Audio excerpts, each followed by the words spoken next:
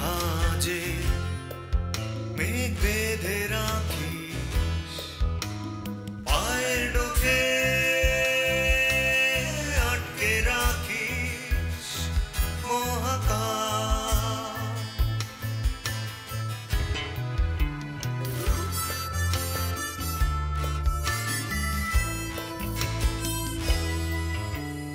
হাওয়ায় গড়া তোর শরীর, তোর চারপাশে ধুলো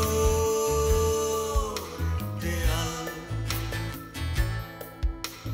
বুকের জানালা খুলে দিলে অন্ধকার, ঢুকে পড়ে রাত্রি ঘুম পোকা হাহাকার।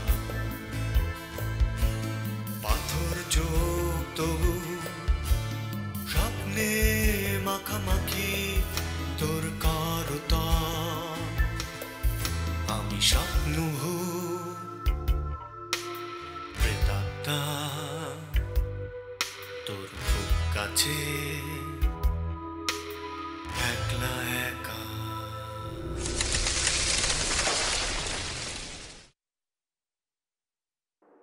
আমি কিন্তু জন্মান্ধ না, অপারেশন করালে চোখটা ভালো হবে, ডাক্তার বলছে। তাই নাকি? আপনি অপারেশন করাচ্ছেন না কেন? চিনি ক চামচ? 3 চামচ। 1 2 3।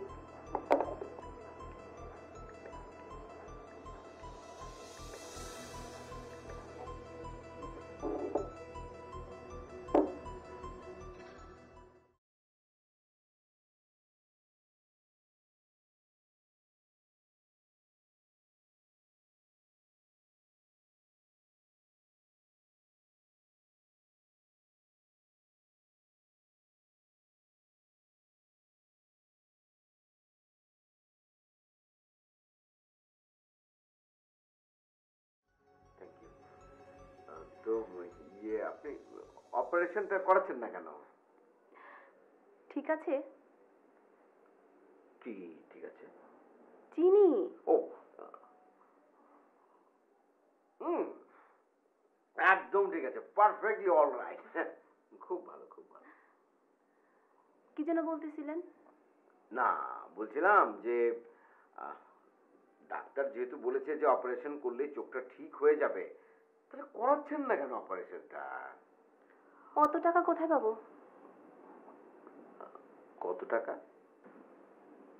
10 লাখ। ও, তাহলে তো অনেক টাকা।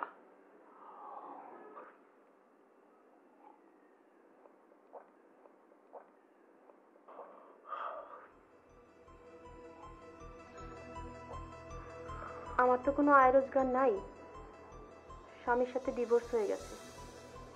টাকা পয়সা যা ছিল ব্যাংকে জমা রেখে তার ইন্টারেস্ট দিয়ে কোনো মতে ছোটখাটো একটা রুম নিয়ে সাবলেট থাকি। সরি, আপনার মতো এরকম একজন সুন্দরী মেয়ে চোখে দেখতে পাচ্ছে না, কষ্ট লাগছে আমার, বিরাট কষ্ট লাগছে। যদি আমার এত টাকা থাকতো তাহলে নিশ্চয়ই আমি আপনাকে টাকাটা দিতাম আর আপনার ওই সুন্দর চোখ দিয়ে আমাকে দেখতেন। আপনার কাছে 10 লাখ টাকা নাই? না। কত আছে? আমার এরকম ঘুম পাচ্ছে কেন? ঘুম তো এখন পাওয়ার কথা না, কেন এরকম ঘুম পাচ্ছে? আসলে আপনি অনেক টায়ার্ড, একটু শুয়ে থাকেন।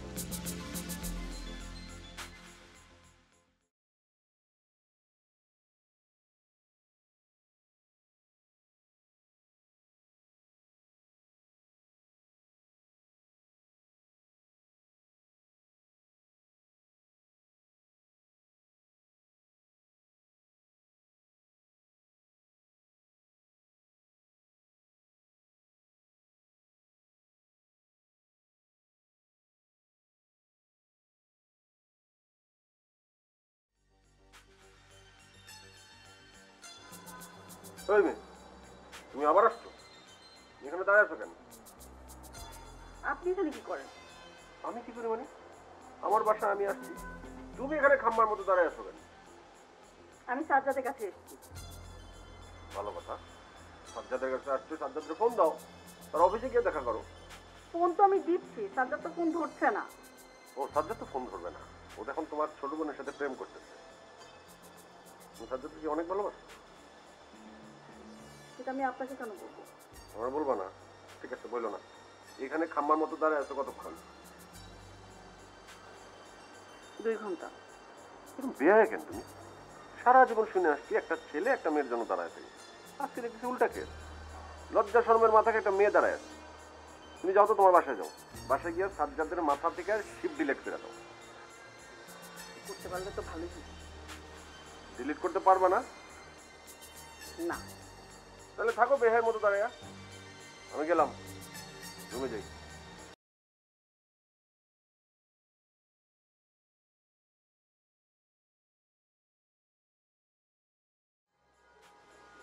গেলাম না রুমে।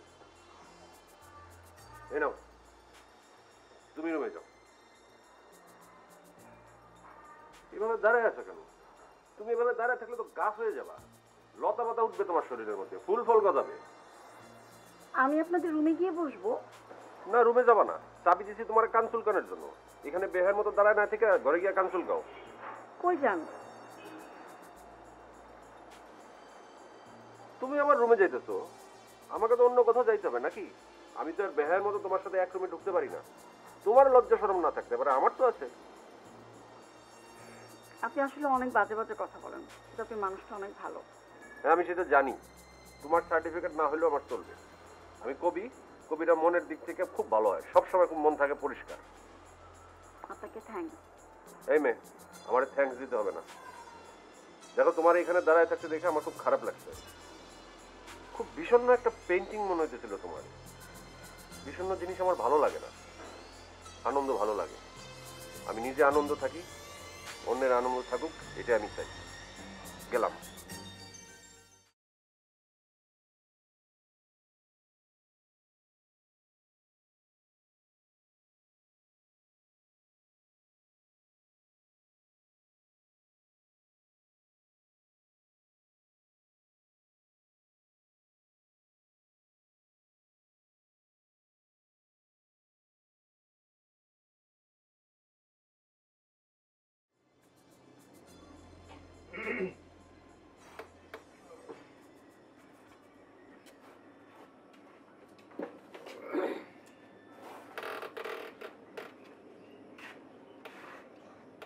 দীপাটা যে কোথায় গেল? হার্ট হয়ে গেল নাকি? শরৎ ভাই, দীপা খুব ভালো আছে, একদম ঠিকঠাক আছে, আপনার এত টেনশনের কিছু নাই। ও অনেক ম্যাচিউর একটা মেয়ে, যদি কোনো ঝামেলা হয় নিজে টেনে দিতে পারবে। তবুও চিন্তা হয়, তাই না? আপনি বসে বসে চিন্তা করেন, আমি যদি একটু ঘুরে আসি। চলো, আমি তোমাদের ঘুরে দেখে আসি। না না না না, শোনেন শোনেন শোনেন শোনেন, আপনার যাইতে হবে না, আমি যদি নিয়ে একা যাইতেছি। আপনার বয়স হয়েছে, একটু বাসায় রেস্ট করেন প্লিজ। এই কথায় কথায় তোমরা আমাকে বয়সের খোটা দাও। তোমরা দুজন আলাদা ঘুরে বেড়ালে আমি কার সাথে সময় কাটাবো? আমার কথা একবার ভাববে না? তাও তো ভাবতে হবে। তাহলে আপনি কাজ করেন, আপনি ওই যে কার সাথে, আপনি যে আপনার এই যে ঘর বাড়ি, ইট কাঠ, দরজা জানালা, চেয়ার টেবিল, বইপত্র যা আছে এই সমস্ত সময় দেন। জ্যোতির সঙ্গে আমার একটু কথা আছে, ওকে? জ্যোতি, ওর সাথে ঘোরা শেষ হলে তোমার সাথে আমার একটু একা কথা আছে, ঠিক আছে? জি আচ্ছা। জ্যোতি চলো।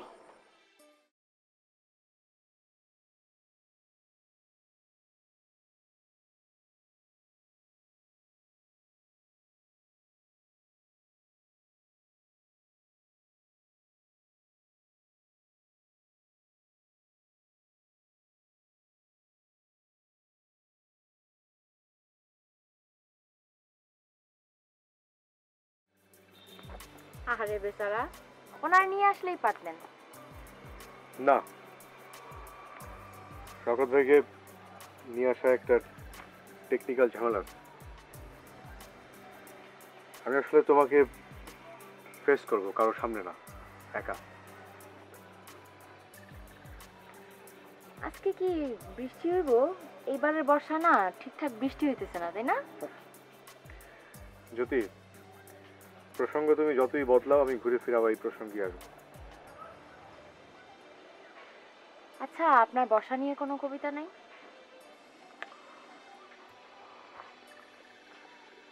তোমাকে দিয়েছি চিরজীবনের বর্ষা ঋতু, এখন আমার বর্ষাতে নেই আর কোনো অধিকার।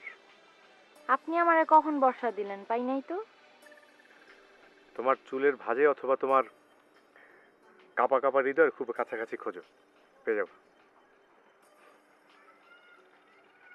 আচ্ছা, বুঝলাম তোমার আমি একবার ঋতু দিতে পারি না, বর্ষা ঋতু দিতে পারি না, তাই বলে কি কোনোদিন পারবো না? যে একবার পারে না সে কখনোই পারে না।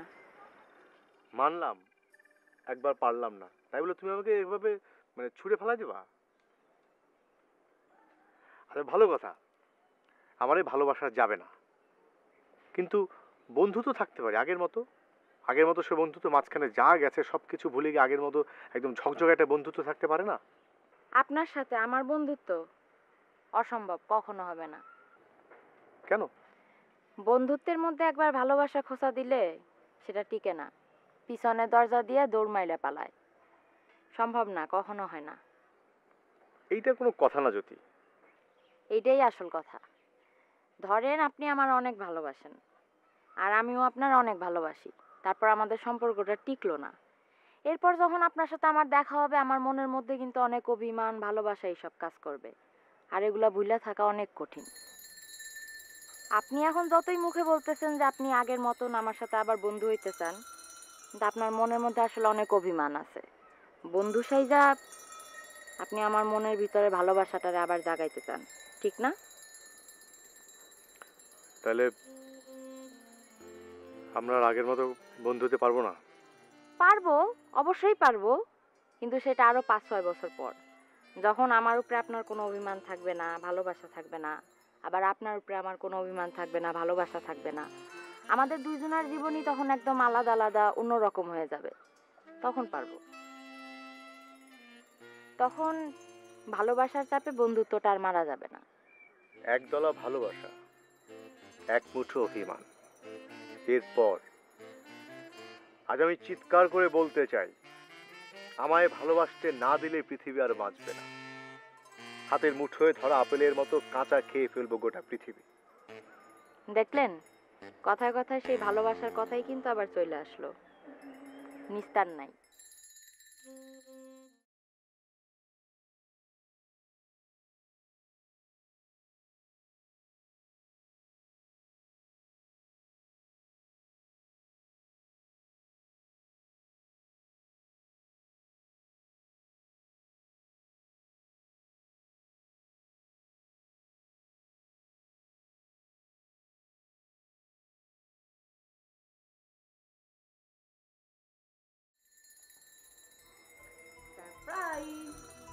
তুমি আমার বেডরুমে ঢুকলে কি করে?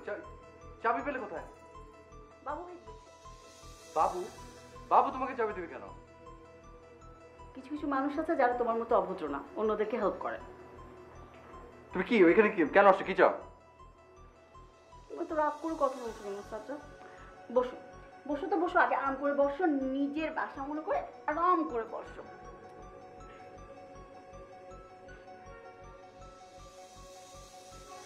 তোমাকে না এরকম রেগে রেগে থাকলে ভীষণ আদর আদর লাগে। আচ্ছা তুমি সবসময় একটা কাজ করো, হ্যাঁ, সবসময় এরকম রেগে রেগে থাকবা। Just get lost. Just get lost from my room. Get lost. বের করে দিচ্ছ? পুলিশ ডেকে বের করে দাও। আমি কিন্তু শেষ করে দিব কান্ত, তোমাকে একদম শেষ করে দিব কিন্তু। শেষ করে দাও না, শেষ তো হতেই চাই। আচ্ছা তুমি কি বলবো বলো তো, তাড়াতাড়ি বলো, বলে এখান থেকে বিদায় হও, যাও। কিচ্ছু বলবো না, আমি একটু তোমার সাথে খেলবো।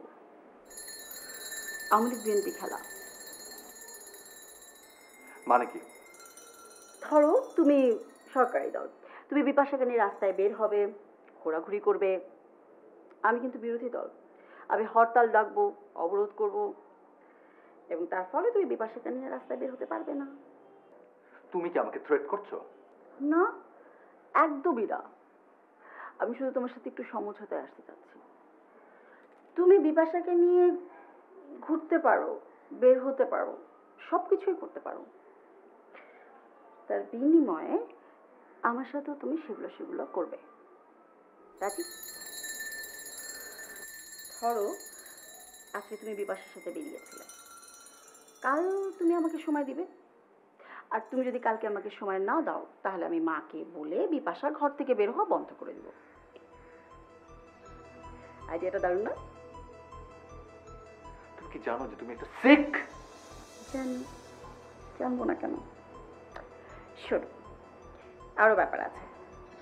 আমি জানি কাল বিপাশা এই ঘরে এসেছিল, এই বিছানায় বসেছিল। এই বিছানা এরপর আর কি হয়েছিল আমি ঠিক জানি না, তবে যাই ঘটেছিল সেই সব কিছুই তোমার আমার সাথেও করতে হবে। শর্ত মঞ্জুর? আরে আরে আচ্ছা, দাও দাও দাও, এই আমার ব্যাগ। তো রাগ করো কেন তুমি?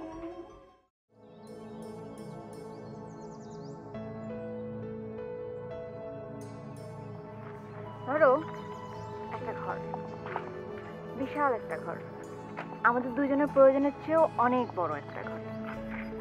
স্পেস, তুমি তো জানোই আই লাভ স্পেস। সেখানে আমি হেসে খেলে বেড়াতে লাগলাম। তারপর একদিন তুমি কৌশলে সেখানে বিশাল একটা খাট নিয়ে এসে ঘরের 2/3 জায়গা জুড়ে দিলে। তারপর একে একে আলমিরা, ড্রেসিং টেবিল, ওয়ার্ড্রোব। আমি বললাম আমার চাই না, তুমি বললে না এগুলো থাক, এগুলো তোমার লাগবে। আমিও তাই মেনে নিলাম যেগুলো আমার লাগবে।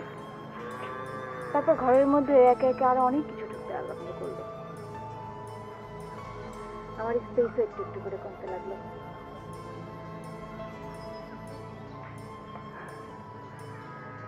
তুমি কি বলতে চাচ্ছ আমি বুঝতে পারছি দীপা।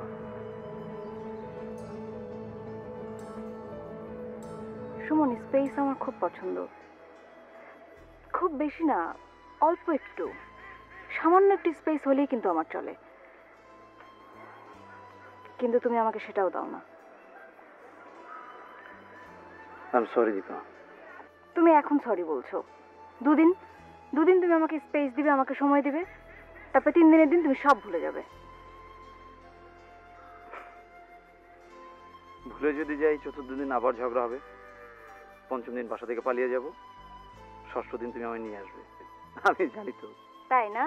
তুমি এরকম প্রতিদিন পালাবে আর আমি তোমাকে ধরে ধরে নিয়ে আসবো? মোটেও না। এরপরে আমি পালাবো, তখন তুমি আমাকে খুঁজেও পাবে না।